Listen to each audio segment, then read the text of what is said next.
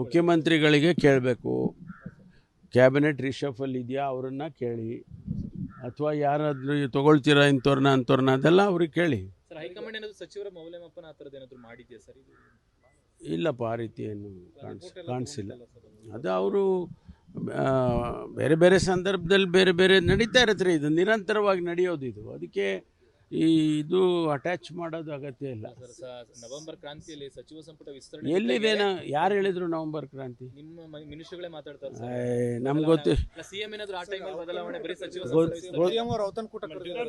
Dinner ಅವರು ಹಿಂದೆ ಯಾವಾಗೂ ಕರೆದೇ ಇಲ್ವಾ? ಮತ್ತೆ ಅಲ್ಲಲ್ಲ, ಅದಕ್ಕೆ ಈಗ ಕರೆದಿದ್ದಾರೆ. ವಿಶೇಷತೆ ಏನು ಅಂತ ನೀವು ಹೇಳ್ಬೇಕು.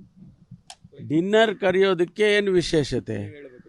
ವಿಷಯ ಏನೂ ಇಲ್ಲಪ್ಪ. ನಾವು ಊಟ ಹಾಕ್ತಾರೆ, ಹೋಗ್ತೀವಿ, ಊಟ ಮಾಡ್ತೀವಿ, ಬರ್ತೀವಿ. ಯಾರು ಅಲ್ಲ, ಏನು ಚರ್ಚೆ? ಅಜೆಂಡಾ ಏನೂ ಇಲ್ಲ ರೀ, ಊಟ ಅದೇ ಅಜೆಂಡಾ. ಕ್ಯಾಶುವಲಾಗಿ ಅವೆಲ್ಲ ಕ್ಯಾಶುವಲಾಗಿ ಮಾತಾಡೋದು ಬೇರೆ. ಸೀರಿಯಸ್ಸಾಗಿ ಕೂತ್ಕೊಂಡು ಅದನ್ನು ಸ್ಪೆಸಿಫಿಕ್ಕಾಗಿ ಪ್ರೊಸೀಡಿಂಗ್ಸ್ ಮಾಡಿಕೊಂಡು ಚರ್ಚೆ ಮಾಡೋದೇ ಬೇರೆ.